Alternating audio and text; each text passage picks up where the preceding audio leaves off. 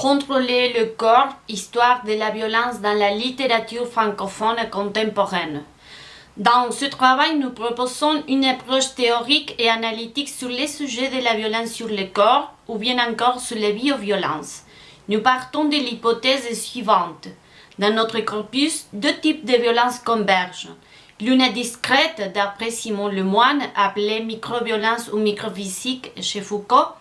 L'autre visible et exercée d'une façon directe sur le corps. En ce sens, le corps devient un dispositif et constitue l'élément matériel à travers lequel l'autre violence, la micro, est exécutée et dont le but est de faire faire. Chez Foucault, ce qu'il appelle le droit des morts et le pouvoir sur la vie comprend le passage de l'anatomopolitique vers la biopolitique. Alors que dans la première, le pouvoir conçoit le corps comme une machine, dans la seconde, le centre de pouvoir n'est plus occupé par la mort, mais par le contrôle de la vie. Il s'agit de la biopolitique. Je cite. « Un pouvoir dont la plus haute fonction désormais ne peut être plus de tuer, mais d'investir la vie de part en part. » Fin de citation.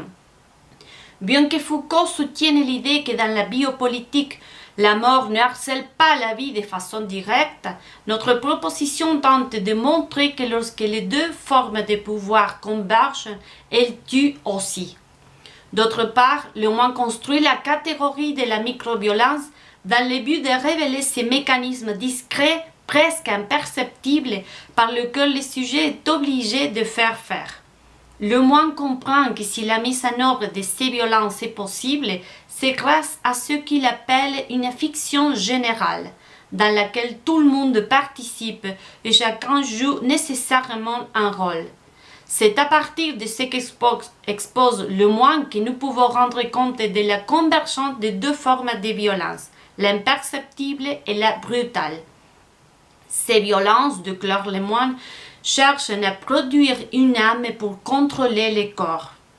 Ce principe, comme nous le verrons, est inversé dans notre analyse puisque ce sera depuis le contrôle du corps que les violences vont créer et encore transformer une âme. Autrement dit, nous revenons à l'anatomopolitique. Lemoine reconnaît que dans la fiction générale, il existe une marge de manœuvre, en d'autres termes, des actions, des gestes, des intentions, des émotions qui deviennent des formes de résistance face à ces formes cachées de coercition. Alors, que se passe-t-il lorsque les marges de manœuvre est étroitement limitée au corps? Bouche bâillonnée, mains liées, figures féminines humiliées et mutilées, corps entièrement bandé, anatomie humaine réduite en os.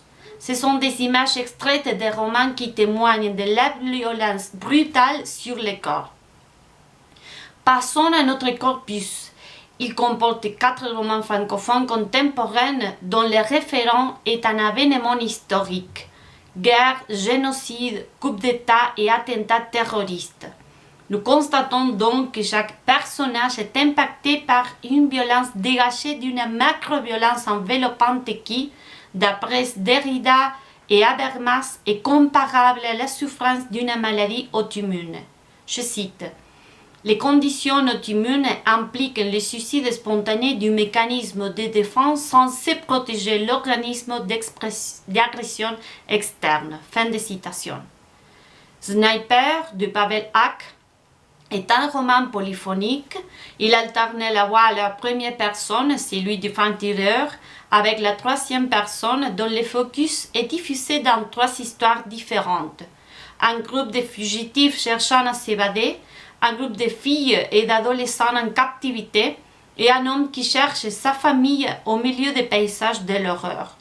Dans la fiction générale, le sniper occupe le rôle d'assassin. « Mon devoir est de tuer », dit-il. À tel point il joue ce rôle que son corps devient un prolongement de son arme.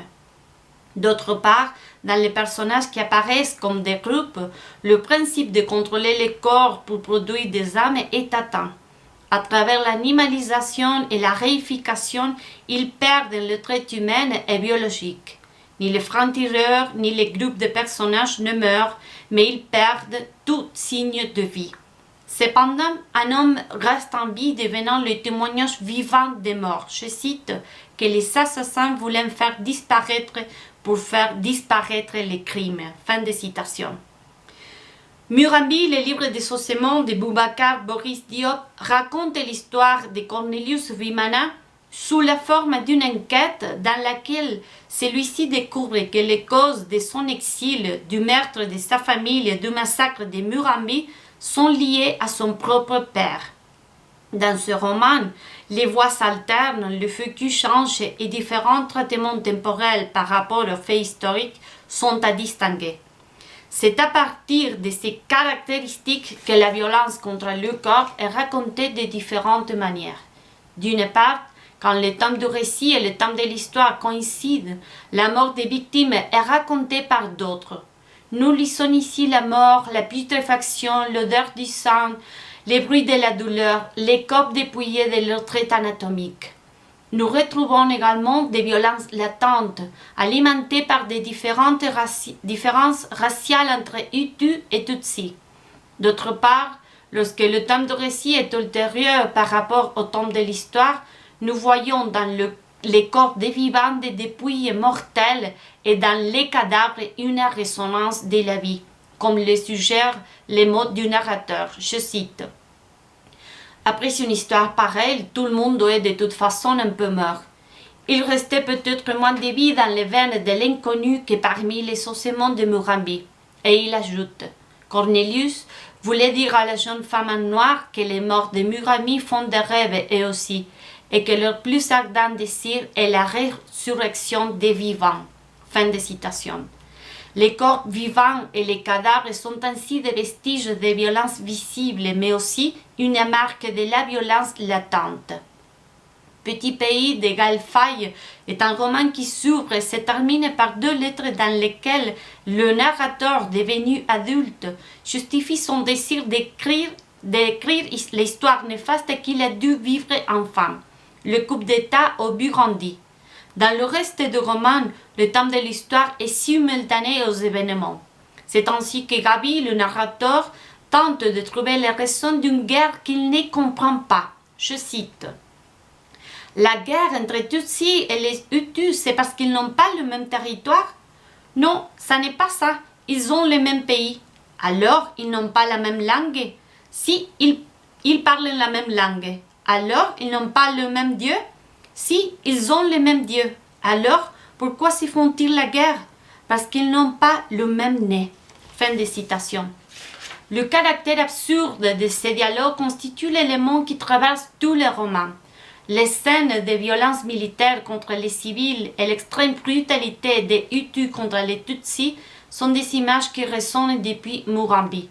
Cependant, ces événements prennent une autre signification d'après le personnage de la mère de Gabi. Yvonne est une défenseuse infatigable des droits de l'homme et de la démocratie. Ce rôle qu'elle occupe lui fait abandonner sa vie humaine et son corps qui lui est maintenant réduit à un minimum des signes vitaux. Dans Après nu les nuages de Marmegang, un homme anonyme parle à sa femme qui vient de mourir à Paris à cause des attentats de 2015. Il vit à Bruxelles et un an après, il est témoin des attentats qui ont eu lieu dans cette ville. L'alternance entre ces 2 capitales permet au narrateur de percevoir la violence de différentes manières. Mais en plus, le narrateur fait référence spatiale non seulement à 2 capitales, mais aussi à 2 dimensions. Le monde des vivants et le monde des morts. C'est par la voix du narrateur qui est vivant que les morts parlent. Dans ce contexte, nous prenons connaissance des événements violents à travers les images d'un corps, celui du narrateur, qui a perdu ses traits humains. Par le biais d'une synecdoque, nous pouvons être témoins des vestiges de la violence. Je cite. Déluge de larmes, il n'y a pas que mes yeux qui pleurent, il y a le reste, mon nez, ma bouche, mes membres, tout mon corps qui érupte. Je suis une larme uniquement, je suis un torrent. Fin de citation. C'est un mort vivant qui, dans la rencontre avec les souvenirs de sa femme, récupère la vie.